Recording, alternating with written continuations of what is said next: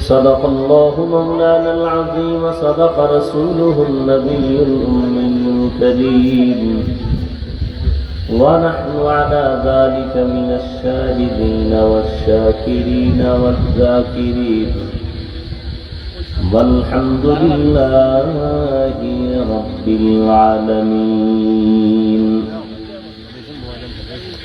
سبحانك لا علم لنا إلا ما علمتنا إنك أنت العليم الحكيم رب اشرح لي صدري ويسر لي أمري واحلل عقدة من لساني يفقه قولي دین کی سورج ڈوب رہی ہے ہم لوگوں کی سامنے روز محشر کا جواب ہے مصطفیٰ کی سامنے حقیقت کھل جائے گی بوقت امتحان تیرے کہ سستی میں یا محنت میں گزاری زندگی تو نے محمد نے آ کر کفر کو مٹایا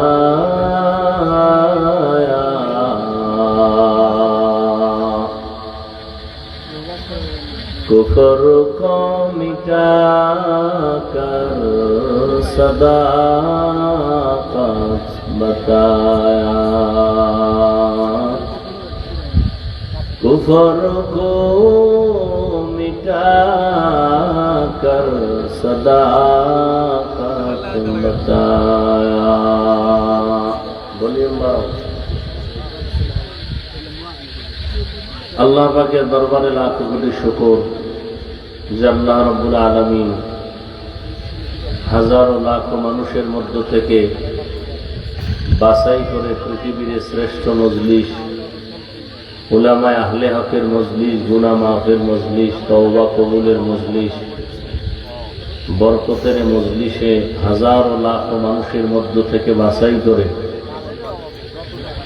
আমাদেরকে আসা বসার তৌফিক দান করেছেন নিয়ামতের শুকর আদায়াতে সকলেই জবান খুলে দিল থেকে পড়ি আলহামদুলিল্লাহ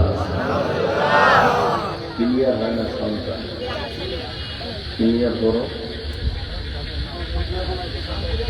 দরুদ ও সালাম সৈয়দুল মুরসালিন রহমাতুল লিল আলামিন শফিউল মুজনিবিন খাতামুন নবিয়্যিন সৈয়দুস সাকালাইন ইমামুল মুরসালিন شفیع اعظم رسول اکرم رحمت عالم نبی العرب والعجم حبیب کبریا اشرف الانبیاء سید الانبیاء شفیع محشر ساقی کوثر آقا نامدار مدینہ کا تاجدار آفتاب نبوت فخر موجودات سید المخلوقات حضرت محمد رسول اللہ صلی اللہ علیہ وآلہ وسلم সর্বোপরি শুকর যাদের অক্লান্ত পরিশ্রমের মাধ্যমে আজ সুন্দর আয়োজন সময় পরামর্শ অর্থ দিয়ে দোয়া করে উপস্থিত হয়ে মাইক লাইট প্যান্ডেলের ব্যবস্থাপনার মাধ্যমে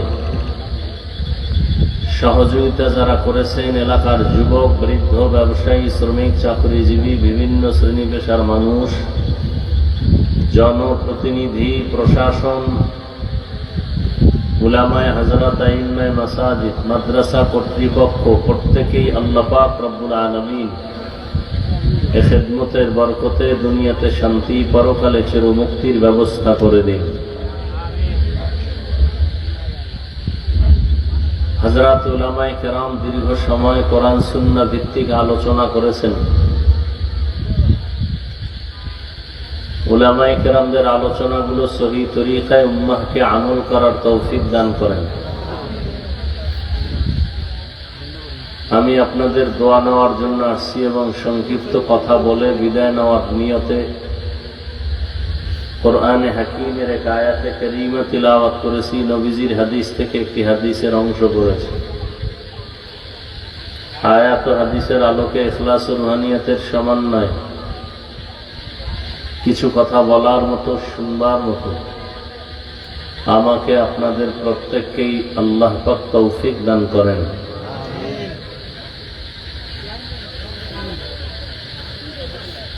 আজকের এই প্রোগ্রামে অতিথি হিসাবে উপস্থিত হওয়ার কথা ছিল সাবেক মেয়র জনাব জাহাঙ্গীর আলম সাহেব। ব্যস্ততার কারণে আসতে পারেননি, দোয়া চেয়েছেন আল্লাহ পাক দেশ ও জাতীয় দ্বীনের খেদমতের জন্য কবুল করেন। আমি যে আয়াত পড়েছি, আল্লাহ পাক বলেন ওয়ালানাবলুওয়ান্নাকুম বিশাইইম মিনাল খাউফি ওয়াল জুই ওয়া নাকসিম মিনাল আমওয়ালি ওয়াল আনফুসি ওয়াস সামারাত। মুমিনদেরকে আল্লাহ বলেন আমি অবশ্যই মুমিনকে পরীক্ষা করবই করব, ভয়ের মাধ্যমে, ক্ষুধার মাধ্যমে, মালের ঘাটতির মাধ্যমে, জানের ঘাটতির মাধ্যমে, ফলের ঘাটতির মাধ্যমে। অবাশশিরিস সাবিরিন, সুসংবাদ সাবিরিনদের জন্য। নবীজি বলেন মাইয়ুরিদিল্লাহু বিহি খাইরান ইউসিব মিন। আল্লাহ যাকে বেশি মহব্বত করেন, ভালোবাসেন, তাকে মুসিবতের দ্বারা পরীক্ষা নেবেন।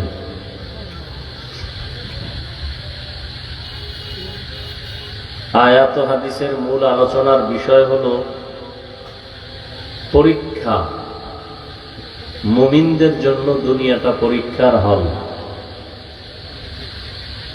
আল্লাহ পাক অবশ্যই পরীক্ষা নেবেন মুমিনের।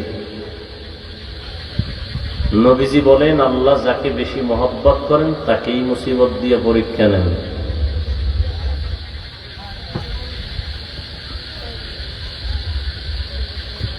দুনিয়াটা পরীক্ষার হল।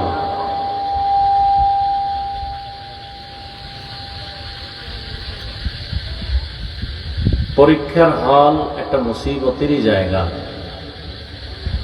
পরীক্ষার হলে গিয়ে কেউ ঘুমায় না, খানা খাওয়ার কোনো চিন্তা থাকে না, পেরেশানি থাকে। কঠিন মুসিবত মাথার উপরে।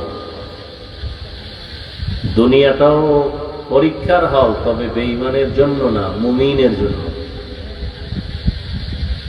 আল্লাহ পরীক্ষা করবেন কি দিয়া? নবী বলেন মুসিবত দিয়া। তাহলে মুসিবত আসাটা মুমিনের জন্য একদিকে নেয়ামত। কেন আল্লাহ পরীক্ষা করবেন? মহব্বত বাড়ানোর জন্য, ঈমানকে মজবুত করার জন্য। হাদিসে রসুল অন্য জায়গায় বলেন আল্লাহ পাক যাকে বেশি মর্যাদা দিতে চান মহব্বতের কারণে, কিন্তু তার ওই পরিমাণ আমল নাই। যেই আমলে আল্লাহ তাকে উঁচা করবেন, উপরে উঠাবেন, মর্যাদা বাড়াবেন, ওই পরিমাণ আমল তার নাই। নবীজি বলেন তখন তাকে মুসিবত দিয়া, সবরের পরীক্ষা নিয়া, ওই মুসিবতে যদি সে ধৈর্য ধারণ করে, আল্লাহ পাকে মুসিবতের সবরের কারণে মর্যাদা বাড়ায়।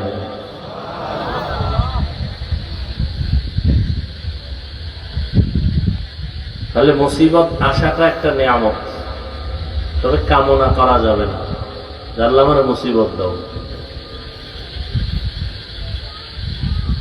আসবে, এটা সত্য, তবে কত কঠিন হবে। ঈমান যার যত কঠিন হবে, ঈমান যার যত মজবুত, তার পরীক্ষা তত কঠিন। ছাত্র যত ভালো, তার পরীক্ষার প্রশ্ন তত কঠিন। পৃথিবীতে আল্লাহর কাছে সব থেকে ঈমান মজবুত ওয়ালা সারিতে আছেন যারা, তারা প্রথম কাতারে আম্বিয়ায়ে কেরাম, নবী রাসূল। এজন্য তাদের পরীক্ষা অনেক কঠিন, যেটা কল্পনাও করা চলে না। আবার সমস্ত নবী রাসূলদের মধ্যে শ্রেষ্ঠ রহমাতুল্লিল, একটু জবাব দিয়েন, নবীজির পরীক্ষাটা আরো সহজ না কঠিন? অনেক কঠিন। যে নবী দোয়া করলে উহুদ পাহাড় স্বর্ণ হয়ে যায়, সেই নবী না খাইয়া পেটে পাথর বাঁধলেন কেন? যে নবী দোয়া করলে ফেরত যায় না, যে নবীর জন্য আল্লাহ নিজে আশেক, কোন নবীর জন্য আল্লাহ আশেক না, একমাত্র কার জন্য বলেন? শেষ নবীর জন্য। কে আশেক? আল্লাহ আশেক। সেই নবীকে আল্লাহ পাক না খাওয়াইয়া কষ্ট দিলেন কেন?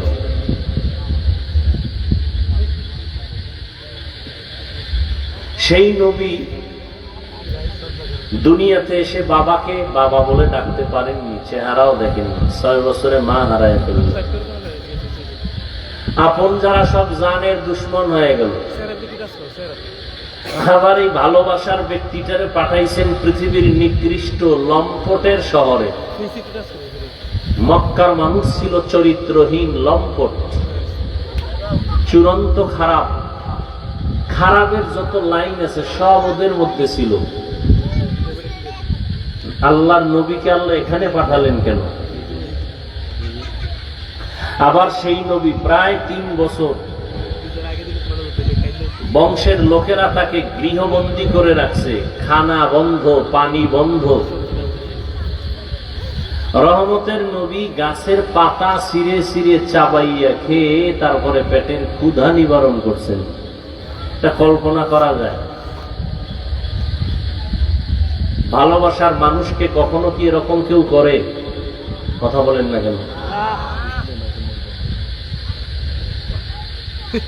ঈমান যার যত মজবুত তার পরীক্ষা তত কঠিন। এজন্য আমাদের আকাবিরিন আসলাফ যারা, আহলুল্লাহ যারা, মুসিবত আসলে এরা বলতেন ইন্না লিল্লাহি, কথার আগে বা এখানে পরিবর্তন করে তারা বলতেন আলহামদুলিল্লাহ। ইন্না লিল্লাহ পড়তেন না, কি পড়তেন? আরে মুসিবত আসলে কি পড়তে হয়? কি পড়তে হয়? ইযা আসাবাতহুম মুসিবাতুন ক্বালু ইন্না লিল্লাহি ওয়া ইন্না ইলাইহি রাজিউন। আল্লাহ নিজে শিখাইয়া দিলেন, মুসিবত যখন আসবে তখন এই দোয়া পড়ো, ইন্না লিল্লাহি। আর আমাদের আল্লাহ আল্লাহরা কেন বলতেন আলহামদুলিল্লাহ? বলো ওই যে মুসিবত আসাটা নেয়ামত, নেয়ামতের শুকর আদায়ার্থে আলহামদুলিল্লাহ বলি। এটা তো ব্যক্তিগত ঈমানের হালাত, এটা আপনার আমার জন্য না।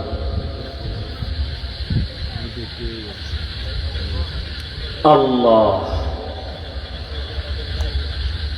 তাহলে মুসিবত আসাটা আল্লাহর নিয়ামত, আসবেই। অন্য হাদিসে নবী বলেন قال النبي صلى الله عليه وآله وسلم الدنيا سجن المؤمن وجنة الكافر। রহমতের নবী বলেন, ও দুনিয়ার মুমিন উম্মতেরা, দুনিয়াতে বেঈমান যারা, এদের জন্য দুনিয়াটা বালাখানা, শান্তির জায়গা। যারা ঈমানওয়ালা তাদের জন্য দুনিয়াটা জেলখানা, অশান্তির বেড়াজাল। মুমিনদের জন্য দুনিয়াটা জেলখানা, নবীজি বলেন বেঈমানের জন্য বালাখানা, শান্তি যা বেঈমানরা দুনিয়ায় পাবে, মরণের পরে অশান্তি শুরু আর শেষ নেই। অশান্তি যত মুমিন দুনিয়ায় পাবে, মৃত্যুর পরে শান্তি শুরু হবে আর শেষ হবে না। তাহলে দুনিয়াতে শান্তি, পরকালে কষ্ট বেঈমানের জন্য। দুনিয়ায় কষ্ট, পরকালে শান্তি মুমিনের জন্য। যারা দুনিয়ায় শান্তি করবে, পরকালে এদের জন্য কোনো শান্তি নাই। যারা দুনিয়াতে কষ্ট করবে, এদের জন্য পরকালে কোনো কষ্ট নাই। আর আপনারা কোন দলে থাকবেন? দুনিয়ার শান্তি না পরকালের শান্তি? তাহলে দুনিয়াতে কষ্ট হবেই। কেমন কষ্ট হয়? জেলখানার মতো। জেলখানায় সাধারণ মানুষ ঢুকতে চায় না, জোর করে ঢুকানো হয়। মুমিন যারা আল্লাহর আশিক, এরাও দুনিয়া নামক জেলখানায় থাকতে চায় না, তাড়াতাড়ি মালিকের মোলাকাতের জন্য বের হতে চায়। জেলখানায় ঢুকার পরে মানুষ স্বাধীন ভাবে চলতে পারে না, ফিরতে পারে না, হাঁটতে পারে না, ঘুমাইতে পারে না। খাঁটি আশেক মুমিন যারা, এরা দুনিয়া নামক জেলখানায় মন মতো খাইতে পারবে না, চলতে পারবে না, ঘুমাইতে পারবে না। জেলখানার আসামির যেমন চলাফেরার একটা নির্ধারিত সীমানা আছে, যারা আল্লাহর আশেক মুমিন এদেরকেও দুনিয়াতে চলাফেরার একটা সীমানা দেওয়া আছে। সীমানা হলো লা ইলাহা ইল্লাল্লাহু মুহাম্মাদুর রাসূলুল্লাহ। এই কালেমা হলো সীমানা, অর্থাৎ আল্লাহ ছাড়া কোনো মাবুদ নাই, মুহাম্মদ আল্লাহর রাসূল। তার মানে কি? মানে হলো আল্লাহ ছাড়া কেউ নাই, হায়াতের মালিক আল্লাহ ছাড়া কেউ না, রিজিকের মালিক আল্লাহ ব্যতীত কেউ নাই। আল্লাহ আমার হায়াতের মালিক, আল্লাহ আমার মৌতের মালিক, আল্লাহ আমার রিজিকের মালিক, আল্লাহ আমার বিধান দেওয়ার মালিক, আল্লাহ আমাকে সম্মান দেওয়ার মালিক, আল্লাহ আমাকে রিজিকের সম্মানের রিজিক দেওয়ার মালিক, আল্লাহ আমাকে মৃত্যু দেওয়ার মালিক, আল্লাহ আমাকে সুস্থ রাখার মালিক। অতএব আমি আল্লাহকে রাজির বাইরে চলতে পারবো না। আল্লাহ যেই কাজে রাজি, মুমিন ওই কাজে রাজি। আল্লাহ যেইভাবে চলতে বলছেন ওইভাবে মুমিন চলবে। আল্লাহ বলেন খানা থাকবে অনেক রকম, খাওয়া যাবে না, আগে যাচাই করবা কোনটা হালাল কোনটা হারাম। জেলখানার আসামি মনে চাইলেই খাইতে পারে পারে না, মুমিন যারা মনে চাইলেই খাইতে পারবেন। কি নামাজের মধ্যে ক্ষুধাও আছে, নামাজে দাঁড়াইছে, চাইলেই এখন পকেটের মধ্যে চানাচুর আছে খাবে, পান আছে খাবে, পান মুখে দিয়া নামাজে দাঁড়াবে, হবে? হালাল, কিন্তু পান খাওয়া কি হারাম? বলেন না কেন? আরে ভাই বলেন না কেন? এটা নিয়েও বহুত ঝামেলা। বেশি ফতোয়াবাজি ওয়াজের প্যান্ডেলে কইরা কারো কোনো লাভ হোক বা না হোক, অন্তত ইসলামের 12টা বাজে। সাধারণ মানুষ আবেগওয়ালা তো, আশেপাশে মাদ্রাসা আছে, হুজুর আছে, হ্যাঁ প্রশ্নের জন্য যাবে না, বক্তারে প্রশ্ন করে একটা পেঁচ লাগাই দিবে। আর বক্তায় যদি জবাব না দেয় কইবে আর কিছুই নেই। যে প্রশ্ন করছে ও প্রশ্নর কিচ্ছুই বুঝে না, জবাব তো পরের কথা। এই প্রশ্ন কইরা কইরা সমাজের মধ্যে ইসলামটাকে বিতর্কিত করছে। এটাই যে প্রশ্ন কেন? এখন কি সেই যুগ যেই যুগে সারা দেশ বইরা 5টা মাদ্রাসা নাই? সেই যুগ। ঘরে ঘরে মাদ্রাসা, ঘরে ঘরে আলেম, ইমাম, মুফতি, মুহাদ্দিস। ওয়াজের প্যান্ডেলে প্রশ্ন কেন? এই এক লাইনের মানুষই আছে, কাজই হইলো শুধু পেঁচ লাগানো। ওই যে একটা গ্রাম্য প্রবাদ আছে, লেখতে না জানলো মুসবার জম। লেখতে পারে না, মুছতে পারে। মসজিদে টাকা দিতে পারবে না, মাদ্রাসায় দিতে পারবে না, হিসাবটা চাইতে পারে। এরকম বেয়াদব নাই?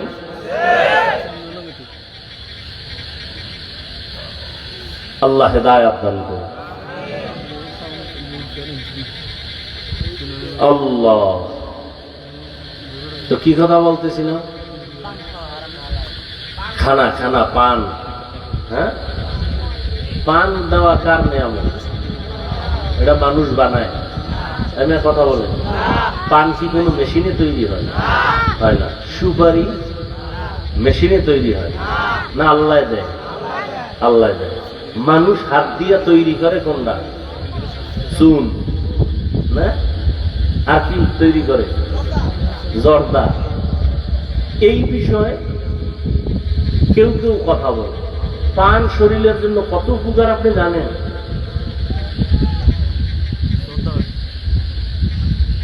পান খাইয়া মাথা নষ্ট হয়েছে এরকম কোন প্রমাণ কারো কাছে আছে কিনা? আমার কাছে থাকলে দিয়েন, যে একজনে পান খাইতে গেতে এর কথার ব্যালেন্স হারায় গেছে। আছে কোনো প্রমাণ? কেন খারাপ বলবেন? বিড়ি টানলে দুর্গন্ধ আসে না সুগন্ধ? একজনে পান খাইলে কি কোনো দুর্গন্ধ আছে?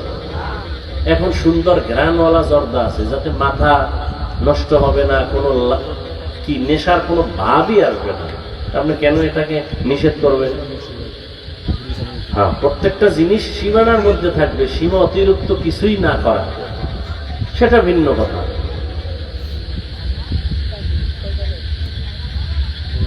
আল্লাহ সবাইকে বুঝার তৌফিক দান করে। তাহলে জেলখানার আসামি মন চাইলে খাইতে পারবে না, মন চাইলে ঘুমাইতে পারবে না। ঠিক যারা আল্লাহর আশিক মুমিন, তারাও দুনিয়াতে চলবে জেলখানার মতো, মন চাইলে পাইলো আর খাইলো, এটা হবে আল্লাহর আইন অনুযায়ী চলবে, আল্লাহকে বেজার করবে না। ক্বালান নবিয়্যু সাল্লাল্লাহু আলাইহি ওয়া আলিহি ওয়া সাল্লাম লা তাআতা লি মাখলুকিন ফি মাসিয়াতিল খালিক। পয়গম্বর বলেন, আল্লাহকে অসন্তুষ্ট করে পৃথিবীর ভিন্ন কারো আদেশ নিষেধ মেনে নেওয়া হারাম। দুনিয়ার সবাইকে বেজার করা সম্ভব, আল্লাহকে বেজার করাটা অসম্ভব। কার জন্য? মুমিনের জন্য একটা কঠিন বিধান, আইন। মুমিন সবাইরে বেজার করলে করবে, কিন্তু কাকে করবে না? আল্লাহকে। দাড়ি কাটলে আল্লাহ বেজার, ম্যাডাম খুশি, ঠিক না? বেপরদায় চলবা আল্লাহ বেজার, শালি দুলাভাই খুশি। এখন তুমি আল্লাহকে বেজার করবা নাকি তোমার দুনিয়ার কোন আপনজন আত্মীয়রে বেজার করবা? এটাই তোমার পরীক্ষা। এই পরীক্ষায় যদি পাস করতে চাও, আল্লাহ কোরআনে বলেন একটা পুঁজি লাগবে, ওই পুঁজিটা যদি না অর্জন করো, কিয়ামত পর্যন্ত পাস করা সম্ভব হবে না। কটা বুঝি? এই ঘুমায় না, আমি আর 10 মিনিটে ছেড়ে দেব। আপনারা যেমন আমি এরকম, আপনাকে এর দূর যদি না চিনি তো চলি কেমনে? আপনাকে ভাব সাপ বুঝে আমগো ভাব, আপনারা যেন আমগো ভাব দেখান, আমরা এরকম ভাব লইয়া থাকি। আর যারা আমার বেলাকে ফিরি চলে, আমরা এগুলোকে ফিরি চলি। বুঝেন না কথা? বয়ান কিয়ামত পর্যন্ত কথাটা নিজে তো মনে রাখবেনই, পারলে ঘরের দরজায় ভালো করে লিখে যাবেন, যে লেখাটা নষ্ট না হয়। এখন যে একটা পয়েন্ট বলবো, আধা মিনিট। বক্তার বক্তব্য, আলোচকের আলোচনা, ওয়াইজিনের ওয়াজ, এটা তার ক্রেডিট, তার কোনো এলেম বা আমলের বাহাদুরিতে হয় না। এটা হয় সামিঈন বা শ্রোতাদের অন্তরের মহাব্বত আর আকর্ষণের উপর। বুঝেননি? আপনাদের দিলের আকর্ষণ মহাব্বত যেমন, বয়ানটা তেমনই হবে। এখানে আমার আব্বারও কোনো বাহাদুরি নেই, আমি হাফিজুর রহমানেরও কোনো বাহাদুরি। যদি মনে করি সব আমার বাহাদুরি, তো আমি শেষ। আল্লাহর আদালত থেকে আমি বরকত থেকে শেষ। অতএব বয়ান কি হবে না হবে আপনাদের অন্তরের চাহিদার উপরেই নির্ভর। আর এটা মুখস্থ করা বয়ান না তো। আর দেখে আসি নাই যে এই লাইনের পরে এই লাইন, এই পয়েন্টের পরে এই পয়েন্ট বলবো। আপনাদের আকর্ষণে যে কথা আল্লাহ বের করবেন তাই বের হবে। কোন কথার পরে কোন কথা বের হবে এটা কি আমি জানি? সম্ভব? কখনোই সম্ভব না। তাহলে তো আমাদের কথায় কোনো ভুলই হইত না।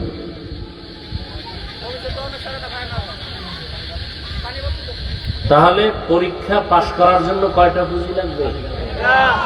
একটা। পুঁজিটার নাম ধৈর্য। পুঁজির নাম ধৈর্য। এই ধৈর্য কত দামি এক সম্পদ!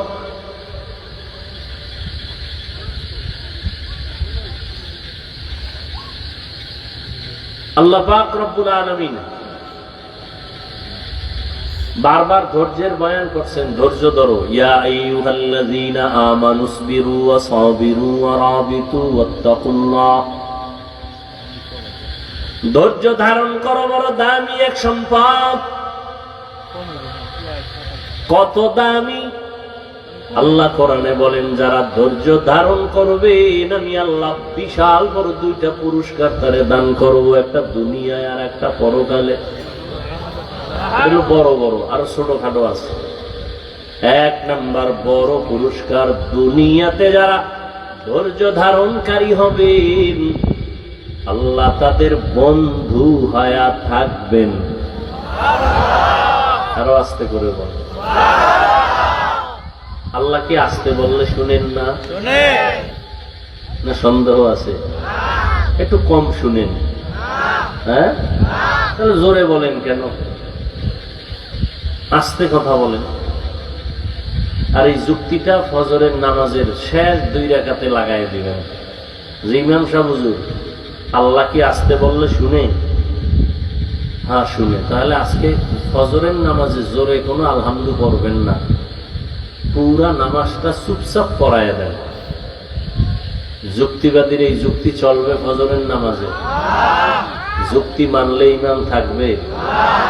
যুক্তি দিয়া আল্লাহ পাওয়া যায় না, বেঈমান হওয়া যায়, নাস্তিক হওয়া যায়, বেশ্যা তাসলিমা নাসরিন হওয়া যায়, হুমায়ুন আজাদ হওয়া যায়। বুঝেননি? তারপর হুমায়ুন আজাদ কি? নাস্তিক। তাসলিমা নাসরিন কি? নাস্তিক। অথচ নাম কত সুন্দর, কত সুন্দর। আমগো গ্রামের নাম কি? বৃষ্টি, নদী, হ্যাঁ, সাগর, হৃদয়, সবুজ, গম্বুজ, কত আজে বাজে নাম। হাসি, খুশি, বৃষ্টি, কত নাম যেগুলো অনেক সময় মুখে আনতেও লজ্জা লাগে। এই নামগুলো কোনো বেঈমানের বাড়ি নেই।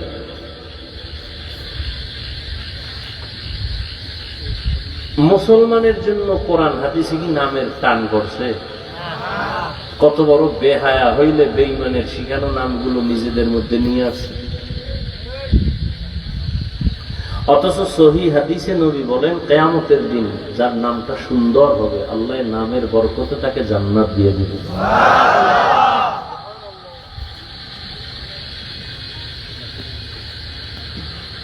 আল্লাহ। ধৈর্য ধারণকারীদের প্রথম পুরস্কার, আল্লাহ তার বন্ধু হয়ে থাকবেন। ইয়া আইয়ুহাল্লাযীনা আমানু ইসতাঈনু বিস-সাবরি ওয়াস-সালাহ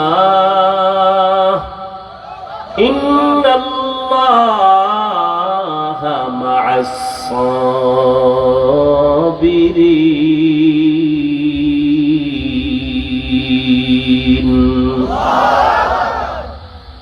ও মুমিনেরা, কোন বেঈমানকে আল্লাহ বলেন নাই তোমরা সাহায্য প্রার্থনা করো সবর ও সালাতের মাধ্যমে, নিশ্চয়ই আল্লাহ সাবিরিনদের সাথেই থাকবেন। দুনিয়ার পুরস্কার। আখিরাতের পুরস্কার কি? আল্লাহ তাআলা ধৈর্য ধারণকারীদের বিনা হিসাবে জান্নাত দিয়ে দিবেন। ইন্নামা ফাস-সাবিরুনা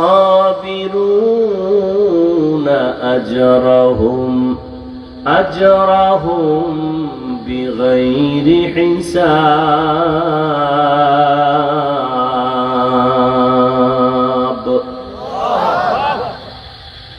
কত বড় দুইটা পুরস্কার! দুনিয়াতে আল্লাহ বন্ধু হয়ে থাকবেন, আখিরাতে বিনা হিসাবে জান্নাত দিবেন। কারা? এই গুণ, এই পুরস্কার কাদের জন্য? যারা সবর এখতিয়ার করবে, ধৈর্য ধারণ করবে। ধৈর্য আবার 3 প্রকার। ইবাদতের বেলায় ধৈর্য, মুসিবতের বেলায় ধৈর্য, গুনাহের বেলায় ধৈর্য। এই যেখানে আপনারা বসে আছেন ইবাদত, অনেকে বসেছিল এখন নাই, অনেকে আছে ফাঁকে ফাঁকে উঠতেছে। কয় কেন? আমার ধৈর্য বেশি, এই জন্য উঠে যাই। ধৈর্য না থাকলে আপনার ইবাদতে অংশ নেওয়া সম্ভব না। যারা ধৈর্যের সাথে এখানে বসে আছেন, দ্বীনের কথা শুনতেছেন, আপনাদের দাম কত?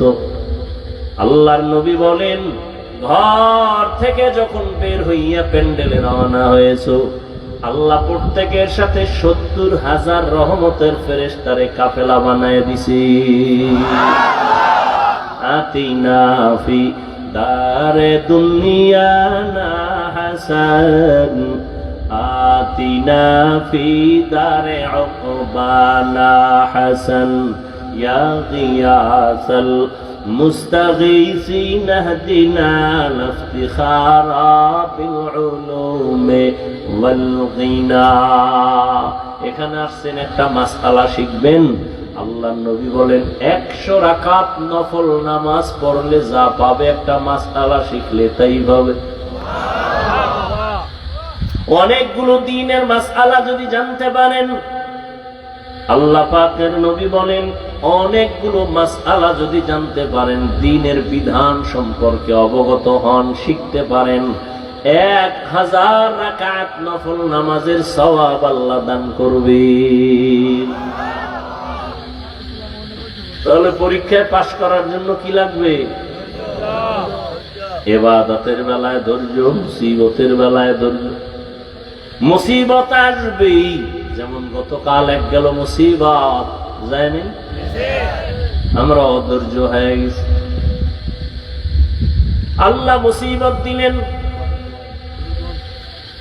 খাঁটি আল্লাহর মুমিন বান্দা যারা, তাদের পরীক্ষা গুনাহগারের জন্য গুনার ফল। ধৈর্য ধারণ করো, আল্লাহর সাহায্য কামনা করো, নামাজে দাঁড়াও, আল্লাহর কাছে বলো আল্লাহ তুমি হেফাজত করে দাও, ও আল্লাহ তুমি সবর ইখতিয়ার করার তৌফিক দান করো। আল্লাহ মুসিবত দিবেন, আবার আল্লাহ উদ্ধার করে দিবে। না, উদ্ধার কি করবে? টাকাওয়ালারা, ডাক্তার সাহেব। ডাক্তার অন্যকে যদি উদ্ধার করে তো ডাক্তার মরে কেন? উদ্ধার কর্মীরা মরে কেন? উদ্ধার কর্মী আছে না, এরাও মরে। আল্লাহ বলেন এই ধৈর্য না থাকলে পাশ করা অসম্ভব। গুনাহের বেলায় ধৈর্য। ফজরের 4 রাকাত নামাজ পড়তে ঘুম থেকে উঠবা 20 মিনিট সময়, এই 20 মিনিটের ঘুম ছেড়ে তুমি উঠো, উঠা 4 রাকাত নামাজ পড়ো ওযু ইস্তেনজা কমপ্লিট করে। কিন্তু একদল 20 মিনিটের মজা পাইয়া নামাজে উঠে না। এই 20 মিনিটের মজার সাজা হবে কত হাজার বছর জানা নাই। মজা করছো 20 মিনিট, সাজা হবে 1000 বছর। ধৈর্যের সাথে বান্দা উঠে যাও। মনে চায় না, ঈমানের শক্তি দিয়ে উঠো। ধৈর্যের সাথে কোনো তাড়াহুড়া নাই, পেরেশানি নাই। আল্লাহর ডাক আসছে, আসসালাতু খায়রুম মিনান নাওম। এখন আর আবার ঘুমানো যাবে না, ধৈর্যের সাথে উঠতে হবে। এখানে আমি ধৈর্য হারা হলে হবে না। আমি ঘুমাবো, কিন্তু এই টাইম ঘুমের টাইম না। উঠো, নামাজে দাঁড়াও, আল্লাহর মহব্বত নিয়া গুনাহের 20 মিনিট টাইম ছেড়ে দাও। ধৈর্যের সাথে গুনাহ ছাড়ো, মজাটা ছেড়ে দাও। ধৈর্য যদি থাকে আল্লাহর প্রতি, তাহলে তোমার দ্বারা সম্ভব। আল্লাহ পাক রব্বুল আলামিন বলেন এই গুনার বেলায় ধৈর্য, মুসিবতের বেলায় ধৈর্য, ইবাদতের বেলায় ধৈর্য। আল্লাহ কয় এইভাবে ধৈর্য ধারণ করিয়া যদি আগাও, আমি বড় বড় 5টা জিনিসের দ্বারা তোমার পরীক্ষা নিব। 1 নাম্বার হলো ভয়, মিনাল খাউফ ওয়াল জু'। দ্বিতীয় হলো ক্ষুধা, আমি ভয়ের দ্বারা পরীক্ষা নিব।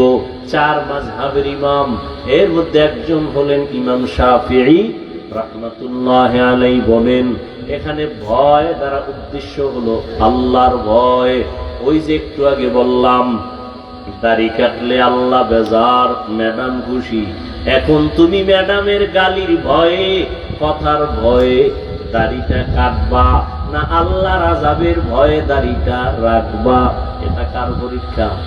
আল্লাহর পক্ষ থেকে পরীক্ষা, ভয়ের মাধ্যমে তোমার পরীক্ষা। আর একটা ভয় হলো বান্দার পক্ষ থেকে ভয়। ইসরায়েলি জালেমের গোষ্ঠী ফিলিস্তিনের মুসলমানদের বলে, তাড়াতাড়ি তোমরা ইসলাম ছেড়ে দাও, বাইতুল মাকদিস ছেড়ে দাও। মুসলমানকে ভয় দেখায়, অস্ত্রের ভয়, মাইরের ভয়। ঈমানওয়ালারা ধৈর্য ধারণ করে পাহাড়ের মতো দাঁড়ায় আছে, কান্নাহুম বুনিয়ানুম মারসুস। এরা সীসা ঢালা প্রাচীরের ন্যায় কল্লা দিয়া দিছে, আল্লাহর ঘরের সম্মান নষ্ট হতে দেয় নাই। এক নাম্বার পরীক্ষা হলো আল্লাহর পক্ষ থেকে ভয়। দ্বিতীয়ত, এই ভয়টা দুনিয়ার মানুষের পক্ষ থেকেও হতে পারে। যদি তুমি বান্দা আরে নামাজে যাও, তাহলে তোমার চাকরি থাকবে না। দাড়ি রাখলে আমার ফ্যাক্টরিতে চাকরি হবে না, আছে না? এখন কি চাকরির ভয়ে তুমি দাড়ি কাটবা, নাকি আল্লাহর ভয়ে, জাহান্নামের ভয়ে দাড়িটা রাখবা? এটাই তোমার ভয়ের পরীক্ষা। ধৈর্য না থাকলে সম্ভব না। রিজিকের মালিক আল্লাহ, এটা পূর্ণ বিশ্বাস যদি থাকে, ওই বান্দা চাকরির পরোয়া করে না, কামাই রুজির পরোয়া করে না। ওই বান্দা সব পায়ের নিচে ফালায় দেয়, আমার আল্লাহরে বুকে টেনে নেয়।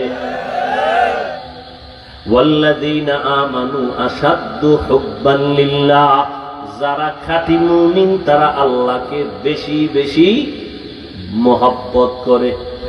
আর যে যাকে বেশি মোহাব্বত করে, তারে বেজার করে না। ঠিক না? একটা সন্তান মাকে কত মোহাব্বত করে, বাবাকে মোহাব্বত করে না? করে না। কিন্তু একটা মাইয়ারে ভাইয়া মায়েরে ভালো লাগে না, আব্বাকে ভালো লাগে না। এখনকার মাকে ছাড়তে রাজি, বাবারে ছাড়তে রাজি, ওই বাড়ির পেতনিরে ছাড়তে আমি রাজি না। মরলে এক রশিতে মরব। কি জন্য? এই মাকেও ভালো লাগে না, বাবাকেও লাগে না, মরতে রাজি। বিষয়টা কি? মাঝখানে কাজ করে কি? কি মোহাব্বত, ঠিক না? একটা মাইয়ার মোহাব্বতে মা বাবারে ছাড়ে, আল্লাহর মোহাব্বতে, রসুলের মোহাব্বতে উম্মত কেন দুনিয়া ছাড়বে না? ফিলিস্তিনের মুসলমান জীবন পর্যন্ত দিয়া দিছে শাহাদাতের দরওয়াজায়, আল্লাহর দ্বীনের মোহাব্বত। পৃথিবীর ইতিহাসে শ্রেষ্ঠ এক বেঈমান ফেরাউন নামের গোটা বেঈমানদের এক বড় ইতিহাসের পৃষ্ঠার বড় বেঈমান নিজের খোদা দাবি করলো। শুধু খোদা না, বড় খোদা। খোদা দাবি করলে আবার ছোট ছোট খোদা বইলা দাবি দরকার কি? বড় খোদা। আল্লাহ কোরআনে তা আয়াত দিয়ে বলে দিয়েছেন। কি দাবি করছিল? ফেরাউন বলছিল, আনা রব্বুকুমুল, আমি শুধু খোদা না, সব থেকে বড় খোদা। আল্লাহ তাআলা তার ঘরে দিলেন, তার স্ত্রীর নাম কি? আসিয়া, একজন নারী। আল্লাহর মোহাব্বত অন্তরে এই পরিমাণ জায়গা দিয়েছেন, খানা দেয় না ফেরাউন ধৈর্যের সাথে, আল্লাহকে বেজার করে না।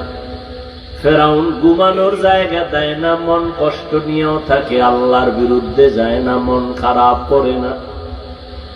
আল্লাহর কাছে চাইছেন, ও আল্লাহ তোমার কাছে একটা জান্নাতে ঘর বানায় দাও। আল্লাহ বানায় দিছেন। ফেরাউনের স্ত্রী আসিয়া বললেন, অকালাত রব্বি ইবনি লি ইনদাকা বাইতান ফিল জান্নাহ। ও আল্লাহ তোমার কাছে জান্নাতে একটা ঘর আমি আসিয়ার জন্য বানায় দাও।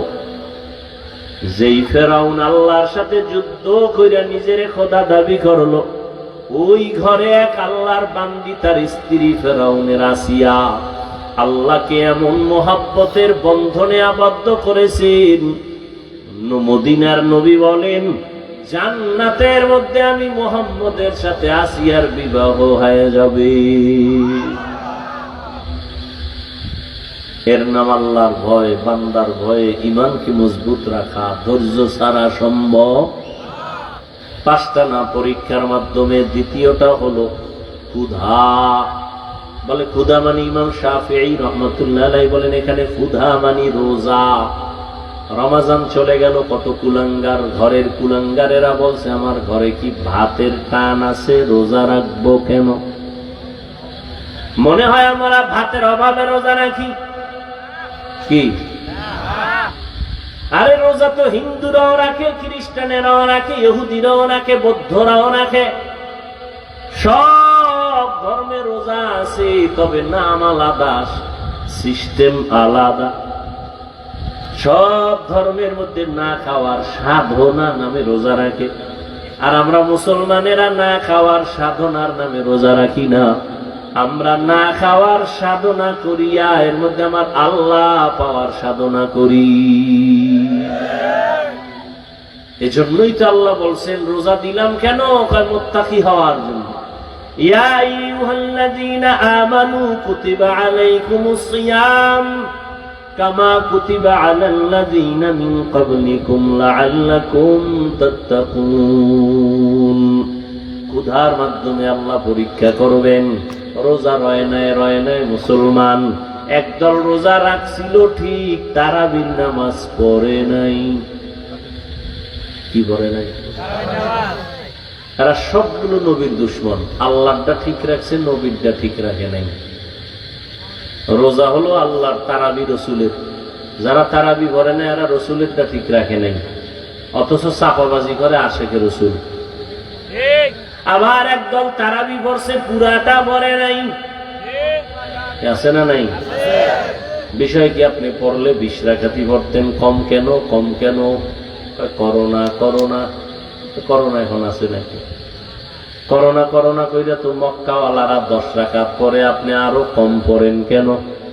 ঘুমের ঘরে নবীর সাহাবী ওমরের সাথে আমার ঝগড়া লাগছে, এই জন্য করি না। কারণ আমি ওমরের মানি না, মুহাম্মদের মানি। এরকম অতি চালাক বেয়াদব আছে না নাই? নবী বলেন 72 দল জাহান্নামে যাবে, 1 দল জান্নাতে যাবে। ক্বালু মান হিয়া ইয়া রাসূলুল্লাহ। ও নবী, একটা দল জান্নাতে যাবে, পরিচয় কি? ক্বালা মা আনা আলাইহি ওয়া আসহাবি। নবী বলেন আমারে যারা মেনে চলবে, আমার সাহাবাদের মেনে যারা চলবে তারা জান্নাতি। অতএব যারা বলে আমি নবী মানি, সাহাবাদের মানি না, তারা 72 দলের অন্তর্ভুক্ত জাহান্নামী। ক্ষুধার মাধ্যমে পরীক্ষা হবে রোজা। রোজা মানে আখিরাতের সওয়াব শুধু এতটুকু না, আল্লাহর কসম শরীরটা সুস্থ রাখার যতটা উপকরণ আছে এর মধ্যে একটা শ্রেষ্ঠ উপকরণ হলো রোজা। শরীরকে সুস্থ রাখার জন্য সহায়ক। গুগলে গিয়ে সার্চ দিও রোজা রাখলে শরীরের উপকার কি, কিয়ামতের সওয়াব আছে আলাদা আলাদা, শরীরের উপকার কি। ওখানে আমাকে হুজুর টুজুর নাই, সব তোমাকে টাইওয়ালা বন্ধুরা বসা, দেখবা কি সুন্দর সুন্দর থিওরি দিয়ে রাখছে রোজার দ্বারা শরীরের কি কি ঔষধ পাওয়া যায়। শরীরের ভেতরে অনেক জীবাণু থাকে, রোজা রাখলে এই জীবাণু নষ্ট করে ফেলে। এজন্য নবী শুধু রমজানে রোজা না, আরাফার রোজা, আশুরার রোজা, এমনকি সপ্তাহে 2 দিন সোমবার আর বৃহস্পতিবারও নবী রোজার আমল করতেন। শরীর ব্যালেন্স থাকে, ঠিক থাকে, সুস্থ থাকে। আর যারা জনমের মতো খায়, এক সময় খাওন বন্ধ, বিছানা একেবারে স্থায়ী, বান্দা বিছানার সাথে মিলে যায়, অসুস্থ হইয়া পড়ে থাকে দীর্ঘদিন বিছানায়। খাইছে আবল যাবল উল্টা পাল্টা, খালি যা পাইছে গেছে, গরুর মতো খাইছে, কোনো বাধা নাই, হাঁটছে আর খাইছে। গরুতে হাঁটে আর সাথে, কেউ হাটে আর সাথে মানুষ। 3 নাম্বার পরীক্ষা হবে মালের ঘাটতি। ইমাম শাফিঈ রাহমাতুল্লাহ আলাইহি বলেন মালের ঘাটতির দ্বারা উদ্দেশ্য এখানে যাকাত। কিয়ামতের আগে ধনীরা যাকাত দেওয়াটারে জরিমানা মনে করে, এখন তো তাই করতেছে। আমাদের সমাজের রাস্তাঘাটে বিভিন্ন জায়গায় দেখবেন দারিদ্র বিমোচন করো স্লোগান দেয়। আমি আল্লাহর কসম করে বলি, এই জমিনে সঠিকভাবে যারা ধনীরা যাকাত দিবে না ততদিন পর্যন্ত দারিদ্র বিমোচন হবে না।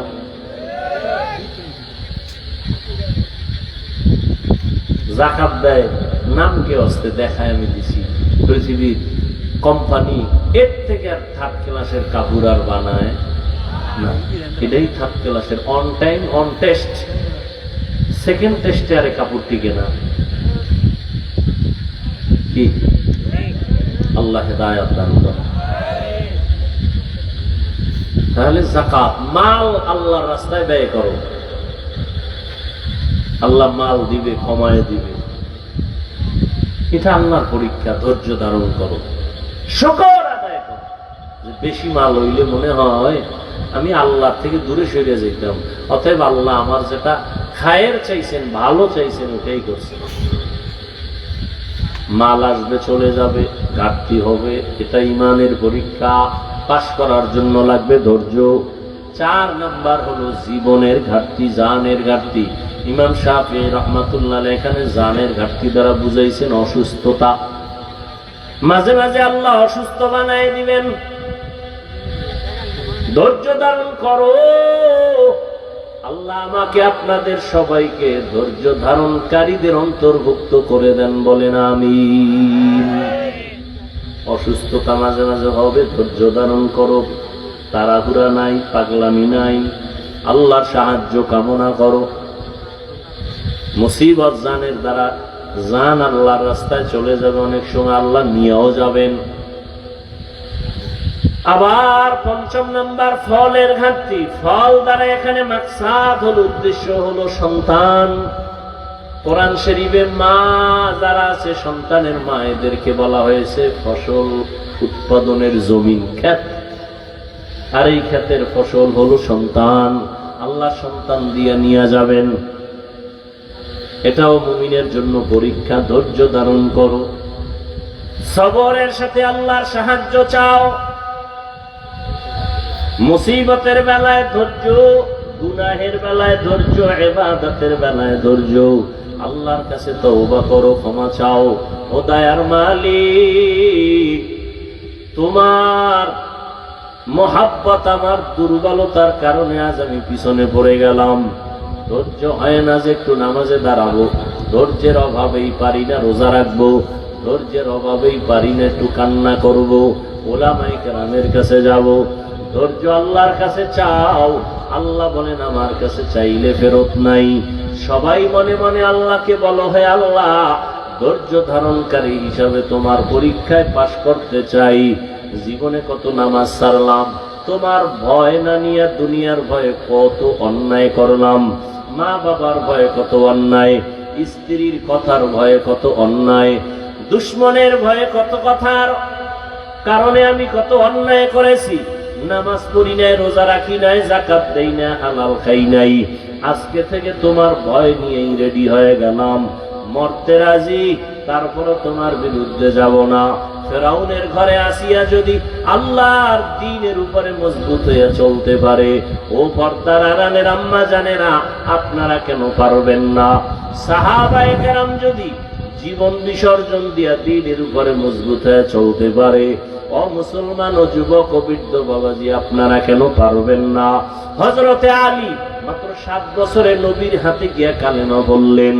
ও আল্লাহর বান্দা, ওমরের মতো বান্দা নবীরে জবাই করতে গিয়া 27 বছরে ওমর কালেমা পড়ে তরবারি নিয়ে দাঁড়ায় গেল নবীর পক্ষে বেঈমানের বিরুদ্ধে।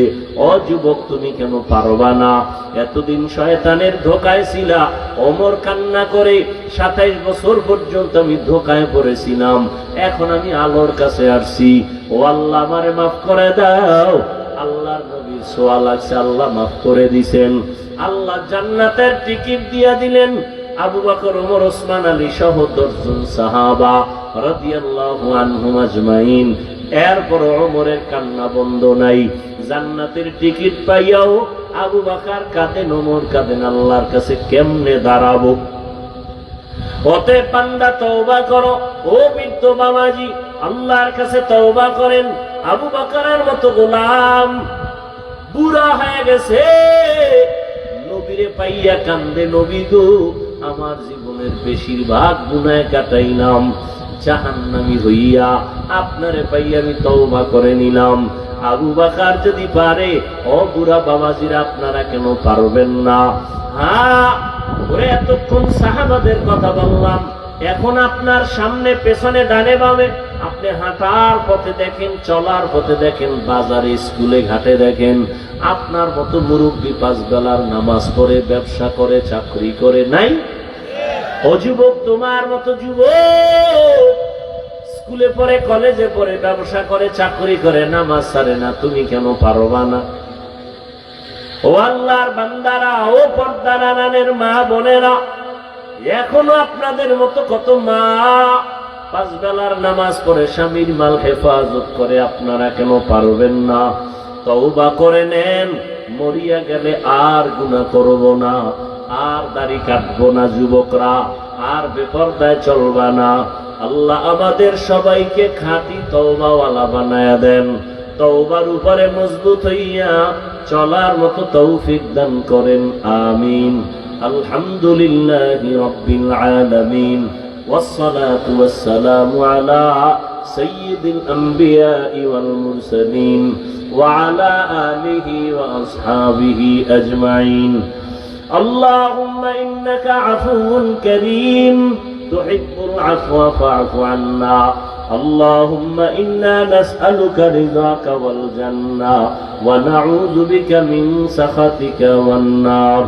اللهم إنا نعوذ بك من البرص والجنون والجذام وسيء الأسقام. رب العالمين, আমরা গুনার বোঝা নিয়ে হাত তুলেছি।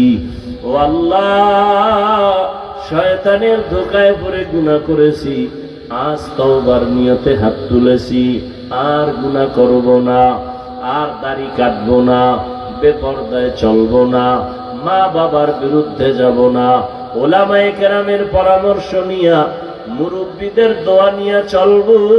আয় আল্লাহ, আমাদের তওবা কবুল করে নেন, তওবার উপরে মজবুত হইয়া চলার তৌফিক দান করেন, মাহফিল কবুল করে নেন, আয়োজনকারী সহযোগিতাকারীদের কবুল করে নেন, মা বোনদের আবেদা বানায় দেন, সন্তানগুলো নেককার বানায় দেন।